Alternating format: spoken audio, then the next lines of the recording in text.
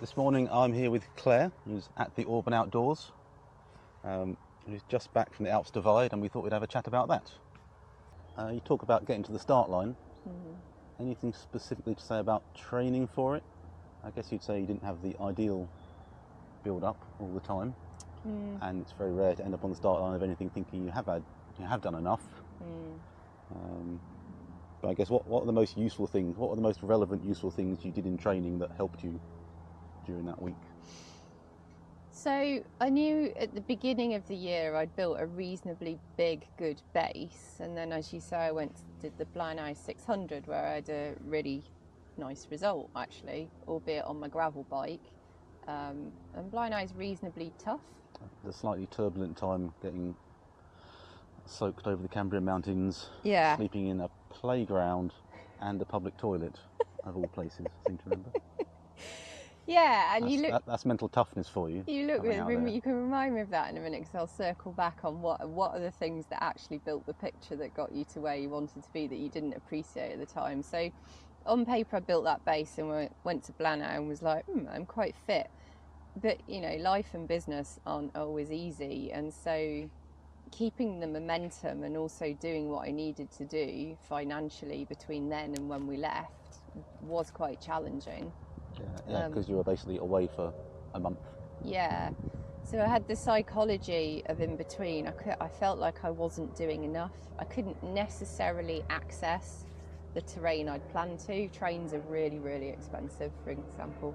So and they never work. And they never work. Yeah, the stress of all the logistics of that were just becoming too much with, okay, now I've got to land back, on Tuesday I run my own business. I need to be fit to stand in front of people. So that jigsaw became challenging. So on paper I'd done the same sort of things as I did that got me around HT 550. So logically I should be fine, but psychologically I didn't feel that in some ways. I mixed it up by not just using Welsh terrain that I normally would. I went out into Yorkshire. I did my own sort of version of Alps Divide. I used the Pennine Rally route. Oh yeah. And what I tried to consider was that Alps Divide is billed as not as technical as HT, so there were a couple of routes I would have loved to have done, but I was like, actually they're not going to do what I need them to. Whereas Pennine Rally route's quite nice. It has that combination of chonkiness, a bit of pushing, a bit of hard work, but then also these ribbons of tarmac where you can get your cadence back up, make some progress, etc. So you can cover quite a decent distance in over a couple of days. And I tried to ride for about 9. It was usually about 9 hours a day. It was about right, but I don't empty the tank. Then I'll camp somewhere. I'll go to bed reasonably early, without pushing into the red, so that I'm able to come back home, go to bed, get up the next morning, and function in terms of working. Yeah, I guess that's important, isn't it? In a race scenario, you might push yourself into the red to get to the finish and get it done. Yeah. But even if you haven't got the work and the life stress around, from a training point of view, it's more beneficial to recover, do the same again the next day, or survive for the next weekend than it is to wipe yourself out and not be able to move for a week. And I'll do that in blocks. So whilst I don't have as formalised plan as some people have, it is a plan in effect, and I do have a build. And I suppose the other thing I should say is that luckily for me, I enjoy it, but I did a lot of strength work in the gym over winter. I'm excited for winter again. Thinking about how's my body composition changing, especially as a woman who's now over 40. And I've got a really good physio, so I'll go and see him and say, okay, where are you seeing any weakness? Where do I keep? So we work on those things. But also it's an ongoing project for me to stay strong, and has made a huge difference, not in just riding, but in a lot of these races, especially like a Blenheim or Mountains last year. You're carrying your bike, lifting your bike, you're lifting your bike over a 5-bar gate, you're hauling it, up stuff, and all of that through your core. If you can keep that strong and descending on something like Alps Divide, you might be out the saddle for an hour descending. Those are the things I think that will chip away at you turning your legs is one thing. Having those added in, I think, is really beneficial. So I really advocate for gym and strength work and flexibility. Yeah, a lot of strength and resilience stuff, especially for even doing ultra riding stuff on the road. You get problems with your back and your core, and that kind of stuff, and being in position all the time.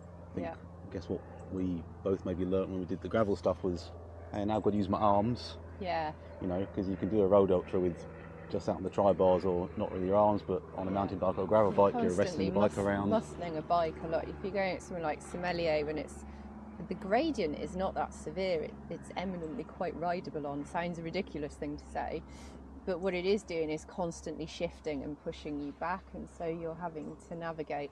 And stretching is a big one, and I do have to stretch during races. You know, if I'm getting to the point where something's niggling, I'll get off and stretch, because it's only going to keep getting tighter.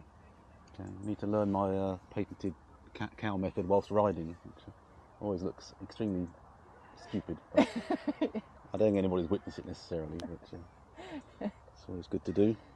Okay, and with the benefit of hindsight, anything you should have done specifically for Alps Divide? Oh, there's so many things I should say. So I ran a dynamo again.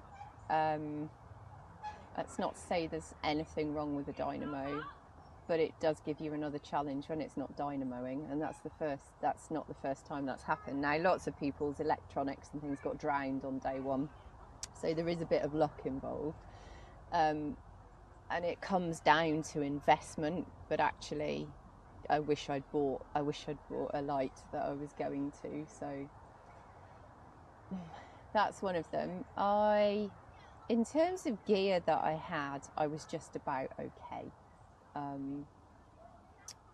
If it hadn't decided to be -6 and snowing, it would have definitely been okay.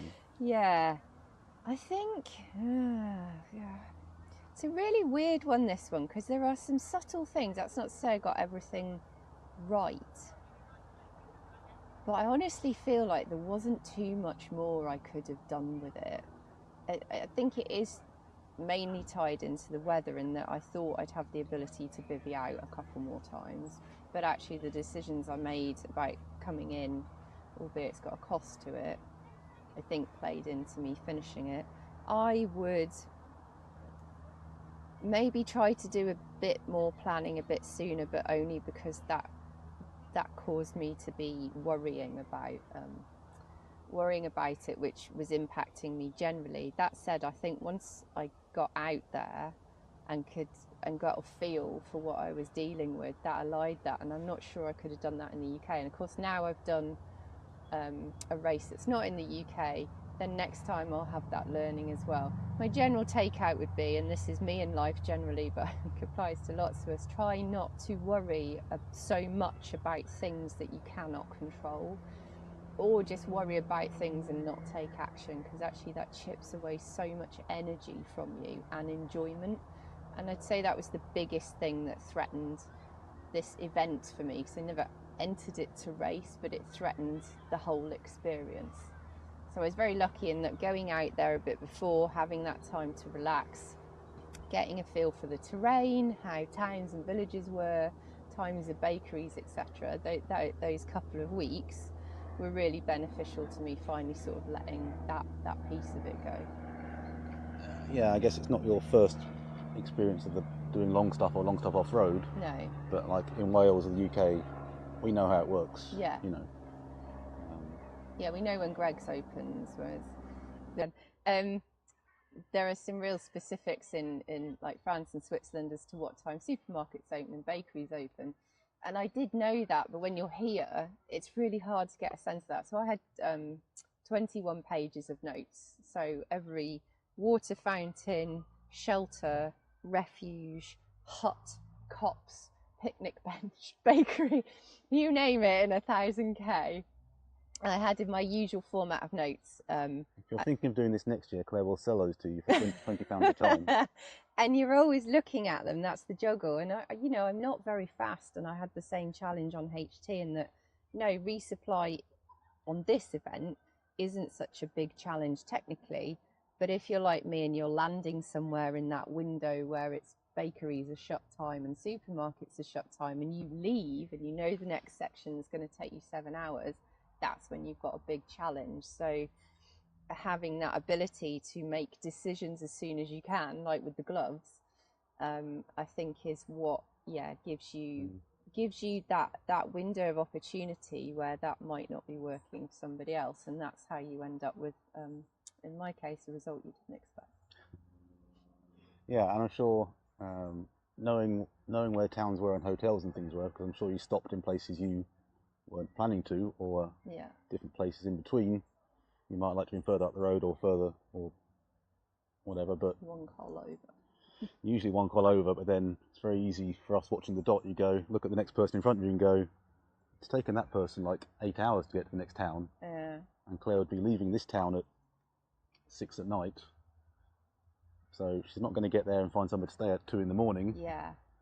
And given the weather conditions. And that became the biggest challenge, very definitely, and having to let go of, in this country you'd probably push, but it also wouldn't be -4 overnight.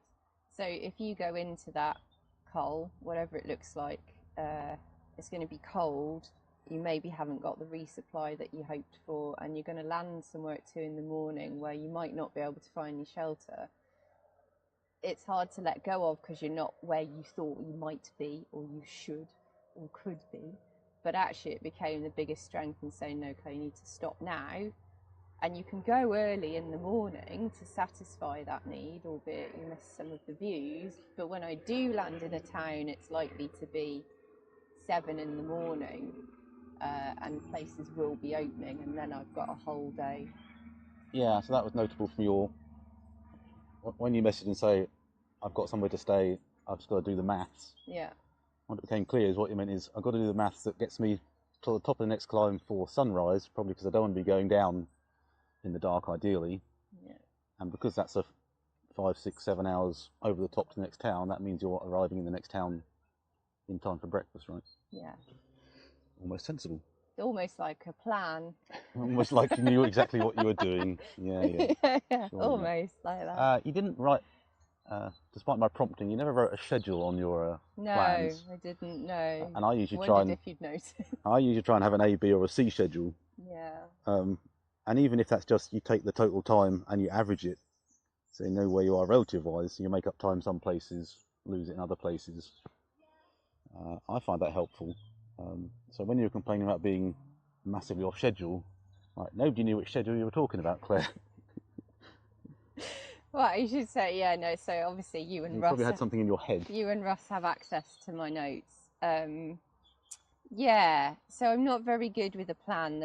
We don't have time to go into it today, but I really struggle with feeling confined, because that's a race plan, and there's a whole host of reasons I find that really challenging. But on HT, I did, as you say, I had like, well, I think I'll be here then, and that would be this time, but if it's not, so I had like a window where I might be in somewhere.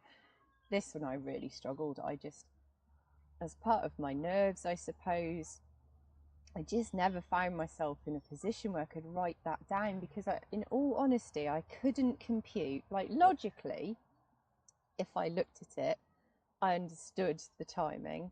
And then when I thought about riding it just to get to CP1, it just seemed to drain away from me.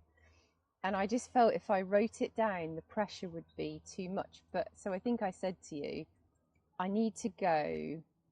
Well, I had a first bit of the plan, right, didn't I? I was like, I'd heard Katie Jane, the organiser, say somewhere, for those, depending on their schedule, but for those, you know, towards the front of the section, probably you'll likely be on the Salt Road at dawn. And so that became my first piece. I was like, okay, I'm probably not the fastest, but I do know that I want to be on the Salt Road by that morning. And there was discussion around, because we started in the afternoon, are people sleeping tonight? And it was always my plan to not really sleep.